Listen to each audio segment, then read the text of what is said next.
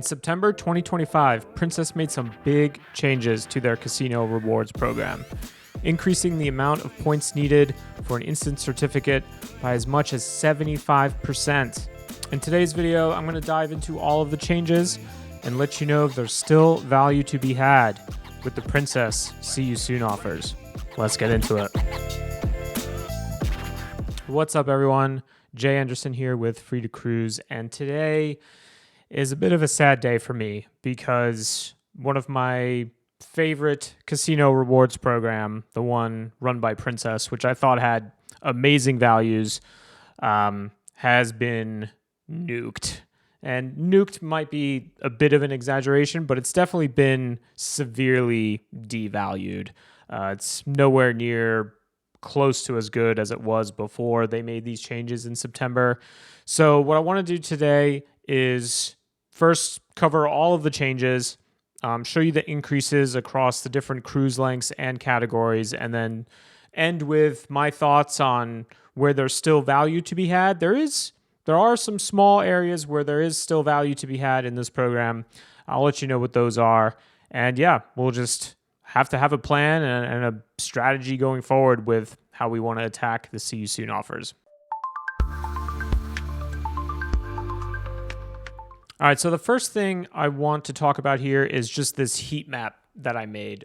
Just a visual representation of the changes that are going to show the contrasts between how the different reward categories were affected across different cruise lengths. So on the left side, you'll see I start at the top with the interior rooms with $100 free play, and it works all the way down to the full suites with $3,000 free play. And then on the bottom is the different cruise lengths, 7-day, 8 to 10, 11 to 16. Didn't cover 17 plus in this because when I put this together, I didn't have the data for the new 17 plus points required. If there's enough demand, I'll go back and I can do the 17 plus nights as well. But we'll start here. I think the main takeaways here are the longer cruise you're on, the higher percentage your points went up. So they really hit the 8 to 10 and 11 to 16 day cruisers hard, especially in that sweet spot area where you're going from interior to balcony. Especially on the 7-day cruise, that was a great spot to be. It used to be 6,500 points for a balcony and 500 free play on a 7-day cruise. And as a low roller, that's always kind of where I wanted to be if I wasn't just doing the minimum to get an interior room. Kind of wanted to shoot for that balcony and 500. And this is just focusing on the percentages. If you're looking at the raw points, it's even rougher for low rollers. If you look at how many more points you're going to need. There are some categories that didn't increase or increased minimally, namely the interior with 400 free play and the mini suite with 2,000 free play. So I think initially, if you were at those levels, you're going to be okay.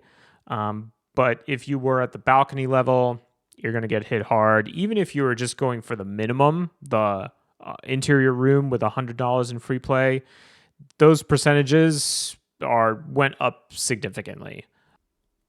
So the next thing I did was these comparative bar charts, and these are basically split between the interior and balcony categories, and then the premium, mini suite, and suite tiers. And really what you can see here is that the more entry-level rewards, the more low roller rewards, generally experience the highest adjustments on a percentage basis. So if you're just looking at interior with 100 free play, which is the lowest category room you can get, it increased by 50%. It's only 1,000 points, but still 50% higher on a 7-day cruise, 66.7%, which is 2,000 points on an 8 to 10-day cruise, and an increase of 60%, which is 3,000 points on an 11 to 16-day journey. And that's rough. If you're a low roller, you're only going to the casino for a limited amount of time, those percentage increases are not insignificant. And like I mentioned earlier, the balcony with $500 free play used to be a great value spot for sort of mid-tier gamblers or lower tiers that wanted to get to that balcony room, they also got hit really hard. It used to be 6,500 points on a 7-day cruise. That went up by close to 39% to 9,000 points. And then the increases were even larger at the 8 to 10 and 11 to 16 levels, borderline absurd at this point. You're looking at a change from 15,000 to 25,000 or 20,000 to 35,000. That's a 75% increase. And that's a lot of additional money to be cycling through to try to get a free room. The premium room categories, which I have as the mini suites and suites, they were relatively stable by comparison. They increased between 16 to 29% for the most part. So it sounds like Princess was trying to preserve at least a little bit of value for those customers. But even though the percentages are lower, that kind of masks the fact that the amount of points you need are still really high. And again, longer itineraries get hit really hard here. So for example, mini suite, 2,500 free play, that went up 50% from 50,000 to 75,000 points. And a suite, also on an 11 to 16 day cruise, is now 100,000 points, up from 85,000. That's a lot. That's a big increase. The nice thing is, if you can say there's one nice thing here, it's that the mini suites with 2,000 free play on cruises of 7 days and cruises of 8 to 10 days, those stayed the same. They didn't increase at all. So at least there's a little bit of positive news there that those categories did not go up for that length. So the other thing to keep in mind here is if you take into account the Princess Casino earning rate of approximately 1 point per $2 cycled on slot machines, these adjustments are going to translate to a significant increase in the amount of gambling volume and the amount of money you're going to have to cycle through machines. And I'm going to sound like a broken record here, but it's the longer itineraries. They get hit the hardest. So if you just take the biggest increase, which is the mini suite, 2,500 free play on an 11 to 16 day cruise, you're going to have to cycle 50,000 additional dollars in slot machines to achieve the exact same reward that you were getting before September. A balcony with 500 free play, again, that old sweet spot, on that same length of cruise, 11 to 16 days, you're going to cycle 20,000 additional dollars. That is a lot of money. There is still some value to be had. I'm going to go over the different length of sailings and tell you the strategies that I would use if I was on those sailings, kind of the rooms I would look to target and then the point levels I would look to target. So we'll start with 7 days or less. I think this is still the best place to be if you're trying to gamble and get a free room. Those 7-day cruises were always the best place, even before these changes, and that's just been reinforced with how much the points have gone up on the longer cruises. So interior with $400 free play at 4,000 points, that's where you're going to want to be as a low roller.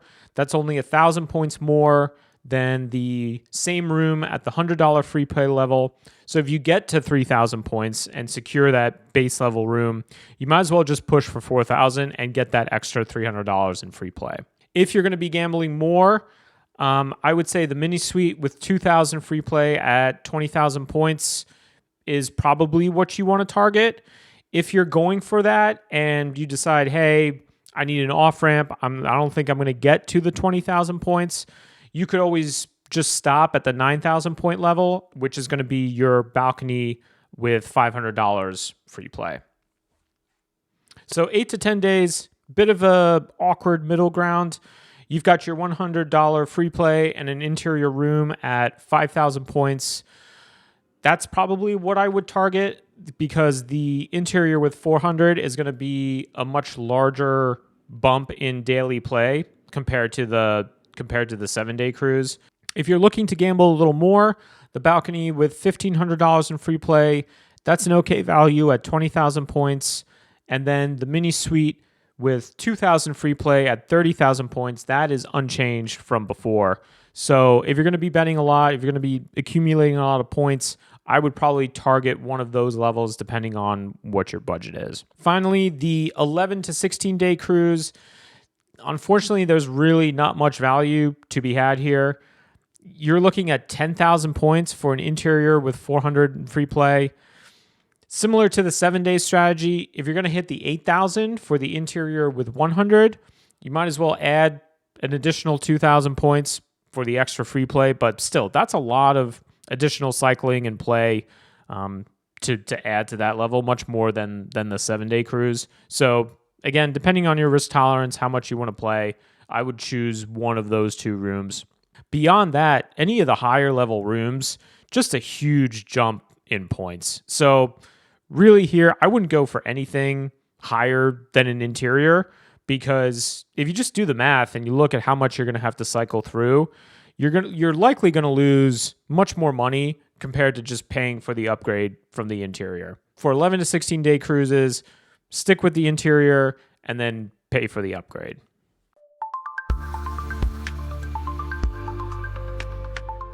What's the main takeaway here? You got to come in with a plan. Now more than ever, you're going to have a strict budget. You're going to have a strict plan, and you're really going to have to be careful to cap your play at a reasonable budget, especially on those longer cruises, because that's where those points went up significantly. And really, my best advice here at these point levels, you're better off just paying for the mini suite or suite upgrade than trying to earn it through casino play. And people will argue and say, well, you should never play for comps, and that's what you should be doing anyway. You should just be playing separate from comps. My counter to that is, if I'm playing, I want to know what I'm earning, and I want to have a plan for what my play is actually going to get me. So I want to have a strategy when I go into the casino. Especially as a solo cruiser, I get a lot of benefit from the free rooms, so they have a higher value to me than someone else. Everyone's situation is unique. I agree you shouldn't be gambling purely for comps, but you need to know what you're earning for the money that you're putting in. I'm guessing that with sailings filling up, capacities being at all-time highs, bookings up, the casino team decided they just didn't need to attract as many casino players. So it looks like they're definitely scaling back these instant cruise offers. It'll be interesting to see if they're scaling back the advantage offers, the deals on deck offers. I'll be keeping an eye on that and seeing what's going on with that. But if this is any indication, and if bookings stay as high as they have been, I would expect all offers to be scaling back a bit as we move into 2026. I'm sticking with Princess for now. I think they're going to still be my primary line, but I'm definitely going to do some more investigation into other cruise lines, seeing what those programs offer, seeing if there's other lines that are offering good value out there. So if you like this type of content, you like the deep dives, the analysis, you want to see me try and earn free cabins when I'm on a cruise, subscribe to the channel, like this content, and I'll be sure to bring more of the same. So thank you everyone for watching. Appreciate you. And until next time, happy cruising.